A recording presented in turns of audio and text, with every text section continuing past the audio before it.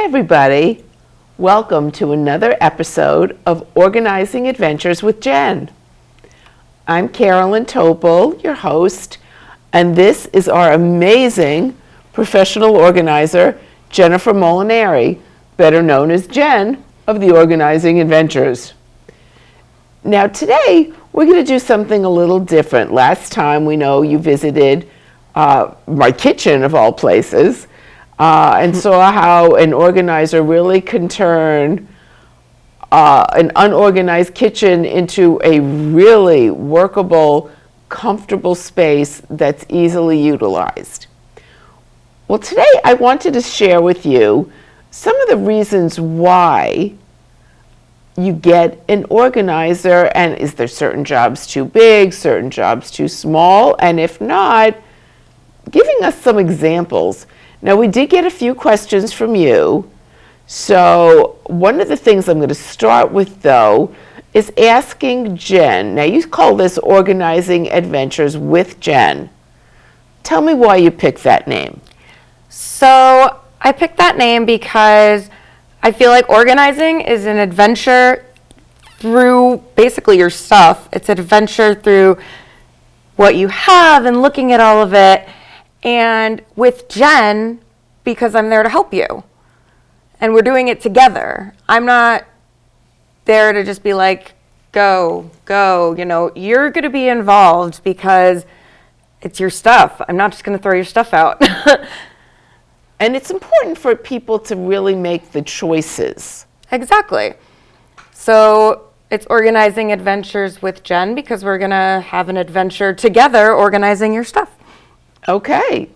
Now, I think some things are probably more adventurous than others, and we'll discuss some of those. But we're going to start not in your home, but just immediately outside. Somebody wrote in a question, and this one I'm even curious a little bit about. What are the best tips for keeping organized or for decluttering a messy garage, or just organizing a garage? So a lot of this, you know, depends on what kind of garage, size-wise, 2-car, 1-car, large, narrow, etc. But I know that in a lot of instances, some really great things are those huge utility shelves. You don't have to worry about how pretty they are. But you want it to also fit, so you need kind of a lot of measurements and things like that. And now you could come in and do the measurement. Yes, I would come in with my tape measure and measure everything small to large to make sure everything fits, including any boxes you wanted to store. Like, it's not just about do the shelves fit with the car, it's about what fits on the shelves, height, length, width, everything. Okay. So that way you don't get too much or too little for how you're going to store things, and you don't interfere with your car or anything else at the same time. And that's why I would come in, is to help with spacing mostly, and then organizing usually by type of thing, subject matter. I'm big on subject matter. Now, are you able to also do the online investigating that so many of us get exhausted doing, to find different options of the shelving to purchase for this kind of a thing? Yes, of course. I really enjoy doing that, helping to find the types of shelf. No, I love it because I do it for myself also. Like, I love finding different ways to store things that are useful without going too crazy. There is such a thing as micro-organizing, I've learned. And so there are things that are really useful, and it's great to find things that are sturdy. I can find things at pretty much any price point at this point, based on the different projects I've done, large and small. Okay, that would be very useful. Also, one thing I know, are there like utility shelves, for lack of a better term, that don't need dusting? Like, for example, if it's a solid shelf, like this table is a solid table, so you got to dust it when it gets dusty. I really don't want to dust in my garage. Are there shelves that you can avoid that pitfall? Most of your options for that are going to be the shelves that aren't a flat surface like this. They're going to be the shelves that have like the crisscross metal kind of lines. I know what you mean. Because those will support things and also not give you a surface area that you have to deal with. My favorite thing, I don't have to walk in the garage with a duster. That just made me very happy. Oh, good. I'm so glad. And now, how would you start tackling this? Let's say it's a cluttered garage. We've got shelves. Now we've got shelves. What are you keeping in your garage? Tools. A lot of people have their lawnmowers, their snow blowers, whatever it is. Those obviously won't be going on shelves, but you need them to fit with things. Again, I get out my measuring tape, make sure everything fits properly. Now, what if you have like old paint cans? Do you recommend just like pulling everything out before you start to put things back? Yes. I know that it's always scary because it's messier before it's cleaner. So it's like, oh my God, what did I just do? I just made everything look horrible and I can't find anything all of a sudden. But then that's when we go and we're like, okay, we have this. Where do we want this? And we put things into their places and we do it together because otherwise only I'm going to know where it is and not you. So that's the with Jenn piece. Yes, because trust me, if you're not involved, you will not know where anything is, and then it's not fun. That would probably be true. So now we've taken care of our garage, and we're going to get it organized. And I know that you can do that. I've seen your work in other people's homes, and it's just beautiful. Thank you. Now we're going to walk in the house. Okay. And if there's a house, which I don't have, with children, and children come in a variety of ages, from 0 to 18. So I'm just going to go legal children. But if you have children in your home from the age where they're still minors, how do you organize kids' things, children's things, to create a space for them? So if I were to come in to help you organize with a kid's space or give you any advice regarding that, it starts with age and the space that's being utilized. Okay. So if it's their own playroom, it's one thing, but if it's a part of a room, it's another. So if you're just speaking like if it's a bedroom, so the bedroom's also going to be used for their desk and exactly. Homework. Okay. If it's their part of their bedroom is also play stuff or things like that versus like a full-on playroom, which is usually younger at that point, but right. It's going to depend on that, how you organize it, whether you're going to want to set up, like you mentioned, a desk. So an older child has a desk for their homework and things like that. But then they're going to have either some sort of storage boxes, shelving, something like that to hold, if we're talking older kids, books, games, things like that. Some people like collecting things. It's always nice to have a little space to show that off in your own room, as well as if your parents let you do it in the house. Oh, very nice. Yes. I know that when I grew up, I had a shelf specifically designated to display things that were really exciting and pretty that people couldn't reach, like my younger brother. And that's the kind of thing you would do for maybe like an older kid. For a younger kid... Before you stop that, I'm going to interrupt you. I apologize. No. For the older person who may have their own collections of things, and like you said, when you were younger, you had a younger brother that you wanted to make sure couldn't reach things. If you are doing this, what would be the age you suggest to incorporate that person in the with Jenn piece? So first you got the grown-up who lives there. Yes. How old do you think the youngster we're talking about could be? Attention span-wise, okay. But also, little kids have opinions. I would say you could partially have the involvement of even like a first, second, third grader. Oh, okay. For as long as their attention span lasts. Very good. With specifically focused questions. Oh, do you want such and such here? You're going to want to make it really specific for them so that they're not just like, oh, where do you want this? No, they can't make that decision because you never know where they're going to want to throw something. Okay. But getting them involved also makes them really enjoy the space a lot more. And then whenever their attention span dies, or if you disagree, you can say, oh, what if we want to do this instead?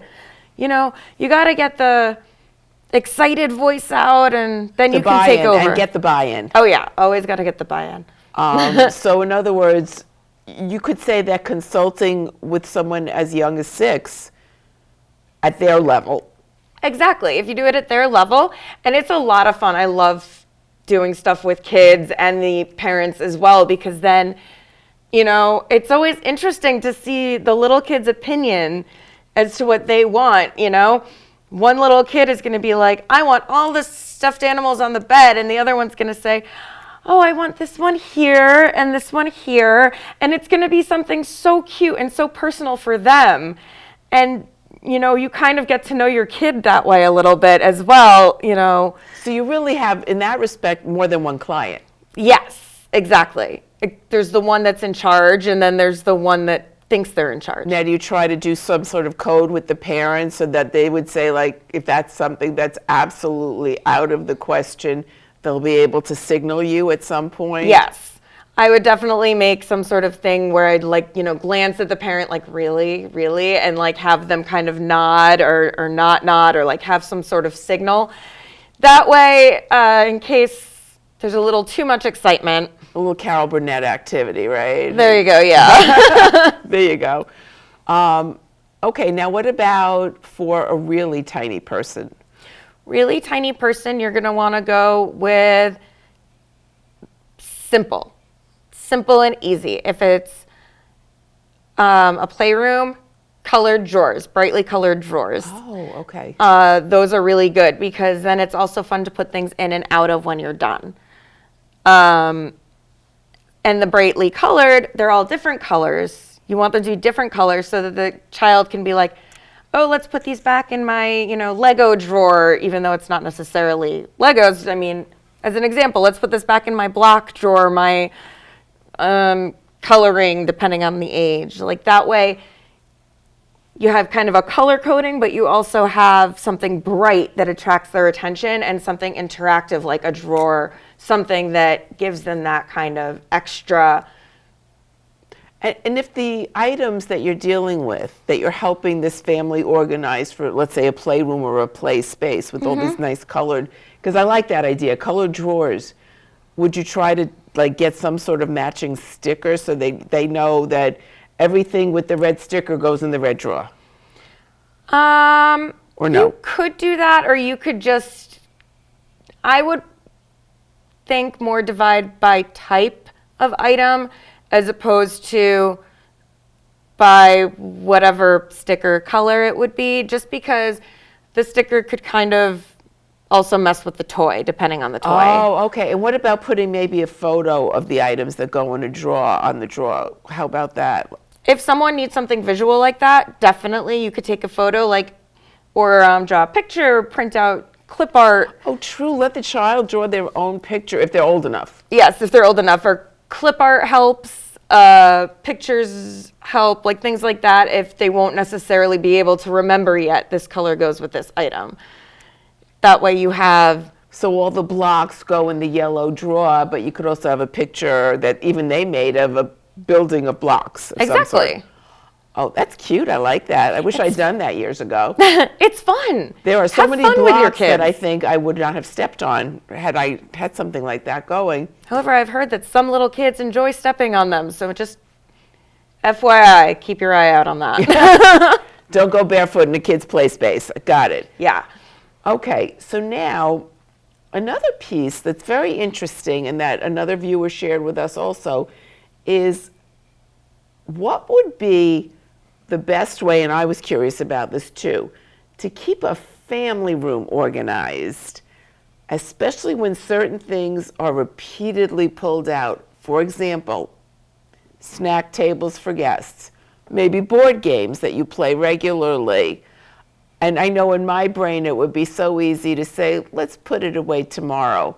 And especially if there's not necessarily a designated space, because let's put it away tomorrow may mean I have to find a space for it on the shelf, and I just don't feel like it.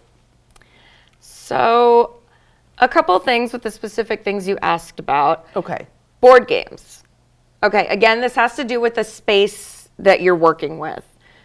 So this is presuming someone actually has a family room or a den. This is assuming someone has a family room or a den. It's assuming that they have certain furniture fixtures. You don't have to use these things. This is just kind of like a basic reference. I could make anything work for your space. Okay. If shelves or drawers don't work, there are so many different options. Even just using things you already have. Reduce, reuse, recycle, guys. It's great. That's true. Absolutely. So you don't even have to go out and buy stuff if you already have stuff that can be worked with. But one thing that I know I like to do, at least ultimately, piles of games doesn't really work so much. Have you ever considered putting your games like books? Oh. Because then you can pull out a game and then you put it back in its slot. Now, this is a situation where you definitely need a bookend because otherwise all your games will topple over. So you need something sturdy at the end if it doesn't take up the entire shelf. But it's actually a really great way to not be like, oh, I want that bottom game. Boom, everything comes out. Right, and then you do the tablecloth and the table routine and everything, right? You Yes, have like exactly. 20 games on the floor and you're like, I don't want to put it back. That would be my I don't want to put it back thing. Yes, so this is a situation where I've learned that organizing your games more like books Interesting, than okay. like kind of a block, it tends to help. You know, it's interesting you said that because I have games and I was thinking pieces, but then I realized, like, for example, a game like Boggle, if any of you have played it, lots of cubes, lots of letters, but even on its side, I mean, as long as it's put away in the box, it doesn't go anywhere. Yeah, and honestly, that's actually a pretty good chunky box that if you needed a bookend, Boggle actually makes a pretty good bookend. Okay. Boggle, those boxed trivia games, those like there's like a cube game or something that I have. Okay. That makes a really great thing for the end, and you know what else I thought of? Because of course I'm the kind of person who I thought of a family room as an adult, having no small children at home in my life for a long time at this point. I thought, wouldn't that be, since it's a family room, a great place to put a nice thing I want to show off that's not something fancy that of course you don't want to, but you have this nice chunky, I don't know, a vase that's a heavy vase or a something like that. A piece of bric-a-brac, whatever. That weighs 1,000,000 pounds and you don't really know where to put it, and there you go, it works. Okay, so that's the games, and then... So you're talking about folding, you mentioned like folding tables That's or like just one idea I snack had. tables. Yeah. So a lot of snack tables fold up, come in a cute little like rack, or are just simple storage thing. There's a couple things you can do. You can keep them accessible, either in if you have big closets or something like that, or if they look nice, come in a cool rack. You can keep them in the corner or like a less obvious place in the room. Okay.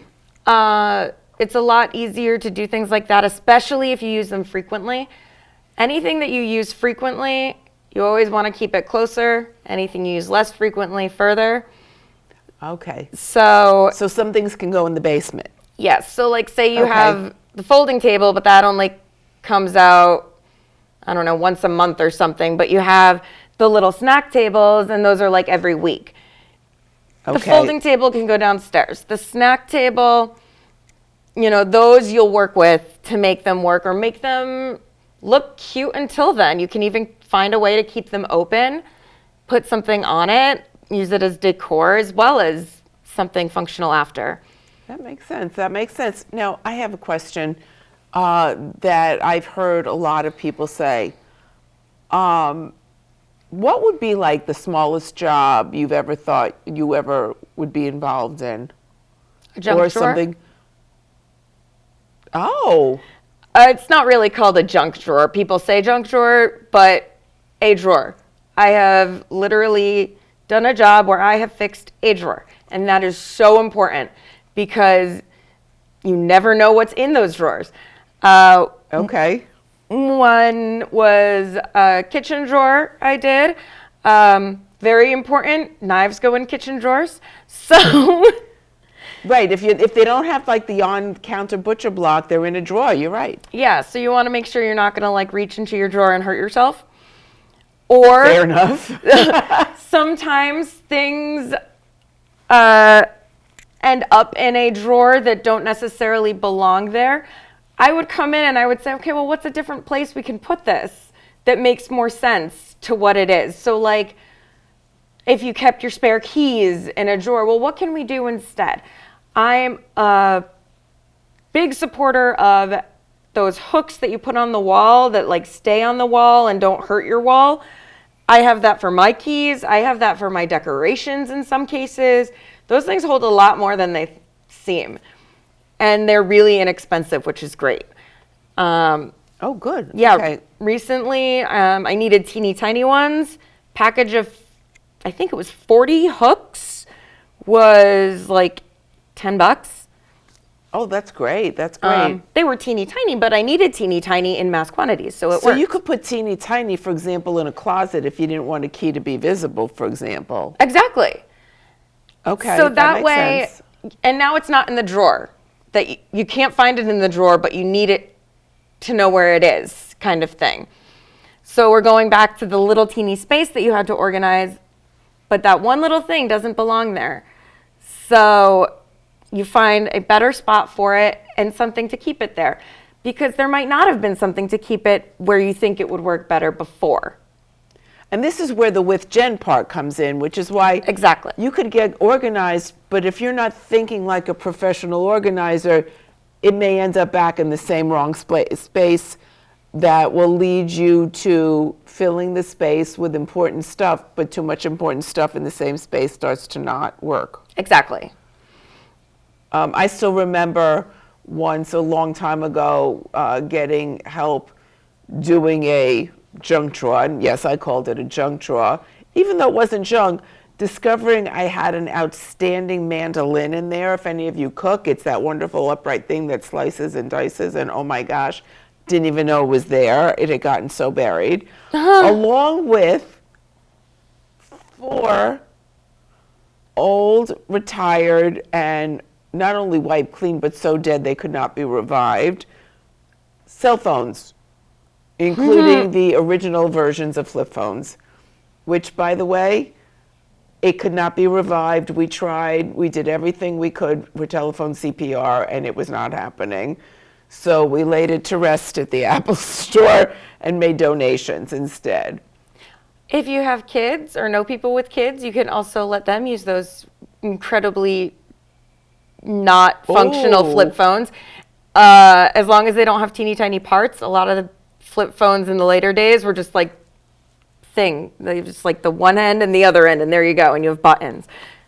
No And, antennas. Oh, you're right, and if it's truly as dead as a doornail, a child can use that as a great play toy. Oh yeah. Especially because they're selling flip phones again. I don't know why. I don't but know that's why a whole either. that's a whole different ball game, a whole different show. Yes. All right. Now, so you're saying that's a small job. That's a small job. Now, I know sometimes this happens. It happened to me, unfortunately, long before you were a professional organizer, and also in another state. But I had to clean out the home of someone who passed away. And I was absolutely overwhelmed. And ultimately, just once I got through it as best as possible with the help of somebody in the area, I literally threw my hands up and said, sell the rest. Just sell it. I don't want to look at anything else. And that was kind of what I did. And I'm done. And I know that if I had thought about a professional organizer at that time, I might have made some other choices Tell me about how you could help somebody in that situation. So, for starters, while I am not a qualified therapist of any sort, I listen. I will listen to stories. I will listen to why anything means something, why you remember something. I will listen to when you say, why on earth is this here? I have no idea where this came from. But there are things as simple as, you mentioned Boggle. I have my grandma's old Boggle set. Oh, okay. I love Boggle. I don't need a new Boggle game. I don't have my own set, and now I have my grandma's, and I can also reminisce about all of that wonderful stuff when I play Boggle at the same time. So some stuff is cool to keep if it means something to you. I'm not one of the people that's going to say throw it out. There are things that you're going to need to get rid of because it just doesn't make sense, and you will ultimately see that it doesn't make sense. This isn't just I don't think this makes sense. You'll probably see that it doesn't make sense also. We'll talk about things. I like your idea, as soon as you said you were going to listen. To me that says, for example, and you know what came to mind? Bedding.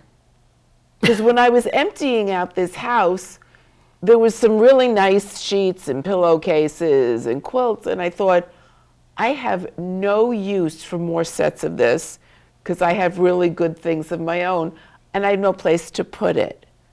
But it would have been nice to have someone to talk about and just even remember and just say, the smell just reminds me of them, but I know I can't keep it. And it would be nice to have someone who just listened and then you put it back in the donate pile, because it would be something good quality I would donate. And it's good to get that memory, to just kind of remember and then not feel like you lost the memory because you're throwing something out or donating something. You're cherishing the memory when you're finding this thing, and then I don't have space for it, but I have this happy thought, and that makes me feel good inside. And now I'm going to say we're really lucky in Central Connecticut and a bit beyond to have someone like you in the area. So for Organizing Adventures with Jenn, we have the fabulous Jenn Molinari, and we will see you next month and hopefully have more questions from you on a new topic. And please feel free to get in touch with Jenn. She's happy to help. Always.